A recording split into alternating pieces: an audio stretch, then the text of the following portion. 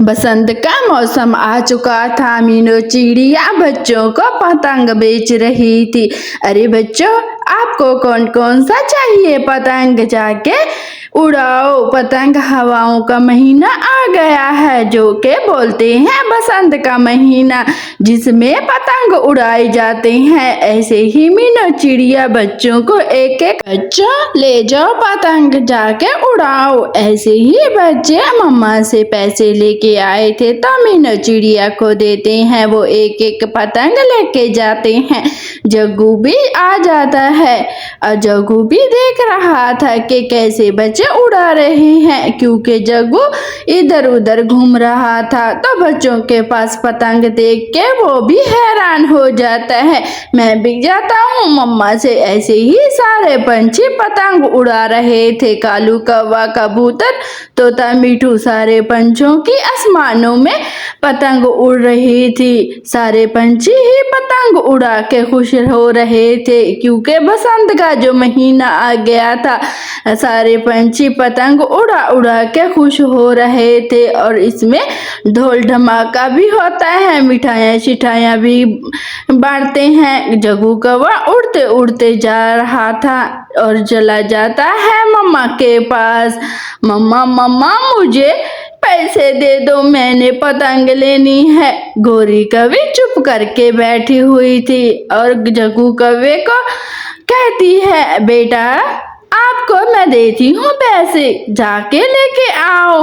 मम्मा, मैं पतंग लूंगा आंटी से, वो भी मीनू चिड़िया बेच रही है। हाँ बेटा, जाओ आप भी पतंग लेके उड़ाओ। गली मोहल्ले में सारे बच्चे पतंग उड़ा रहे थे। जग्गू कौवा पैसे लेके चला जाता है मीनू चिड़िया के पास। मीनू चिड़िया पतंग का ठेला लगाया हुआ था और सारे बच्चों को बेच रही थी। अरे क्या हुआ कुकू बेटे, आप भी पतंग लेने आए हो? मैं आपको अच्छी अच्छी बड़ी बड़ी पतंग देती हूँ। ऐसे ही जब कौवा देता है मीनू चिड़िया को पैसे, मीनू चिड़िया फिर इसको एक अच्छा सा पक्का सा पतंग देती है। ये लो, हरा हरा और नीला पीला है। ऐसे ही जग्गू कौवा खुश हो जाता है। अच्छा आंटी, मैं दोस्तों के साथ जा रहा हूँ। ऐसे ही आ जाता है, अपने दोस्तों के साथ पतंग उड़ा रहा था। गुड़िया और कुकू और जग्गू भी उड़ा रहा था। ऐसे ही सारे बच्चे गली मोहल्ले में पतंग उड़ा रहे थे, क्योंकि सारे बच्चे खुश हो गए थे, क्योंकि पतंग का महीना आ गया था, वो भी बसंत का महीना। बच्चे पतंग को देख के खुश हो रहे थे, वो पतंग उड़ा रहे थे। इधर गोली कौवी भी एक पतंग लेके आती है, जिसके साथ और इसके साथ एक धागा भी होता है। और कालू कालू जल्दी से उड़ा, मुझे अच्छा लग रहा है। कैसा उड़ता है, मैंने कभी नहीं देखा। गोरी कौवी को पतंगों का पता नहीं होता, फिर कालू कौवा इसको उड़ाना सिखाता है। मीनू चिड़िया और कबूतर दोनों आपस में अच्छे दोस्त होते हैं, जो जहाँ भी जाता दाना लेने इकट्ठे जाते और नदी से पानी भी इकट्ठा पीते, और दोनों ही एक मैदान में आ गए। हे भैया जी, हमें दाना दूर लेना जाना पड़ेगा। ऐसे ही रात हो जाती है, तो मीनू चिड़िया दरख्त के नीचे, कबूतर ऊपर बैठ जाता है। ऐसे ही रात बिताते हैं, क्योंकि मीनू चिड़िया को भूख लगती है तो वो आगे ही बढ़ जाती है।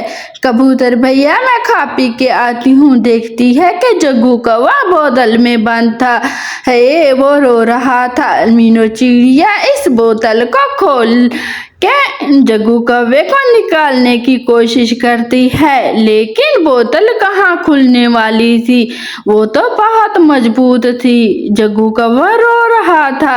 अरे जग्गू बेटा, आप कैसे आए? वो चली जाती है कबूतर को बुलाने के लिए। जग्गू रो रहा था बोतल के अंदर, इसको किसने बंद किया था? आओ देखते हैं आगे। अगली सुबह सुबह हो जाती है। मिठू तोता मकई का भुट्टा लेके आया था बड़ी ही दूर से, और गोरी कौवी आती है और छीन लेती है। अरे चल चल मोटी चूंच वाले, ला दे मुझे ये भुट्टा, चल निकल। गोरी गोरी ये मैं लाया था, मैं जाके शिकायत लगाता हूँ तेरे पति कालू को, अगर मेरा भुट्टा खा लिया तो। ऐसे ही मिठू तोता फिर चला जाता है। इधर मीनू चिड़िया को भी आमों का पेड़ नजर आता है। पेड़ से आम मीठे मीठे तोड़ती है क्योंकि ये बहुत दूर आ गई थी। कबूतर आज इसके साथ नहीं आया था जो कि कबूतर के लिए आम तोड़ रही थी। इधर गोरी कभी घर आ जाती है, मिठू भी आ जाता है। अरे चल चल मेरे पीछे क्यों आया है, मैं तेरा भुट्टा खाया हूँ। दो गालों में थप्पड़ लगाती है मिठू तोते को।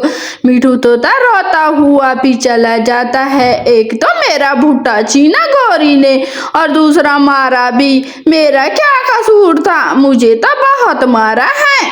ऐसे ही रोई जा रहा था। मिठू तोता बहुत ज्यादा रोता है और रोते रोते आगे चला जाता है। और कहीं ना कहीं से इधर मीनू चिड़िया भी आम खा के आ जाती है और बैठी होती है क्योंकि थक जाती है, वो बहुत दूर गई थी। और कबूतर के लिए भी आम तोड़ के ले जाती हूँ। ऐसे ही उड़ते उड़ते वापस चली जाती है। नदी पे जाती है तो मिठू तोता रो रहा था, मुझे गोरी ने मारा है, वो भी थप्पड़, मेरा भुट्टा छीन लिया, और सारी शिकायतें लगा रहा था मीनू चिड़िया को। गोरी कभी तो हर किसी से छीनती है। मिठू भाई मत रो मत रो। मिठू भाई इधर बबली कबूतरी अपने घर में बैठी हुई थी, अभी तक कबूतर नहीं आया। 2 दिनों से ऐसे ही बबली कबूतरी परेशान हो रही थी। अरे मैं कहाँ से ढूंढने जाऊं कबूतर को। मैं ऐसा करती हूँ, जाके मीनू बहन से पूछती हूँ मेरे कबूतर कहाँ चला गया। वो 2 दिन से बाहर गया चला गया था काम ढूंढने के लिए। अरे मीनू बहन आपको पता है मेरा कबूतर कहाँ चला गया। लेकिन मीनू चिड़िया तो गोलगप्पे खा रही थी। फिर बबली कबूतरी को कहती है, अरे बहन चुप कर जा, खा ले गोलगप्पे खा। फिर बबली कबूतरी भी थोड़े से खाती है और वहां से और खा के अच्छा मैं जाती हूँ, आगे से पूछती हूँ। मीनू चिड़िया भी गोलगप्पे खाना शुरू कर देती है।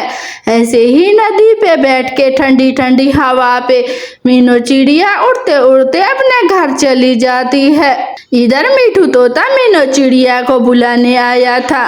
मीनू बहन बहर आओ जी। मिठू भाई क्या हुआ, क्यों रोए जा रहे हो।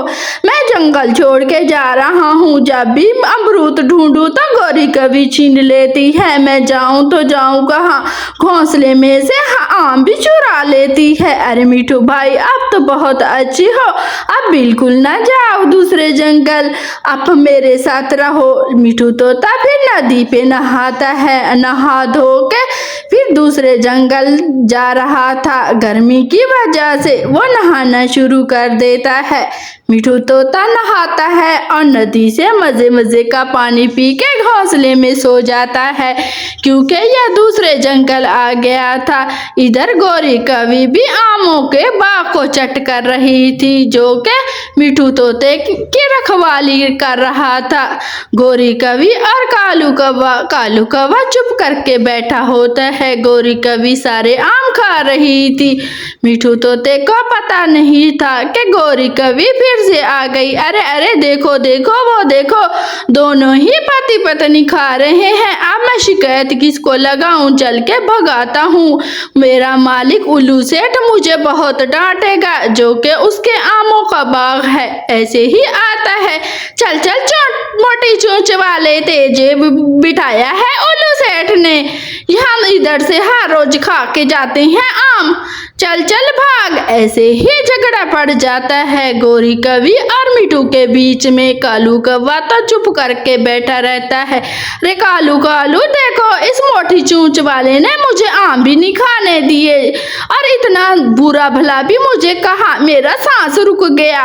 अब चलो कहीं ना कहीं से मुझे दाना खिलाओ या भुट्टा खिलाओ। कविता बड़ी ही झगड़ालू थी, हर किसी से झगड़ती रहती है। कालू जी चलो मुझे नदी से पानी पीना है, ठंडा ठंडा पानी पीला। फिर कालू कौवा चुप करके बैठा रहता है, गोरी से कुछ नहीं कहता।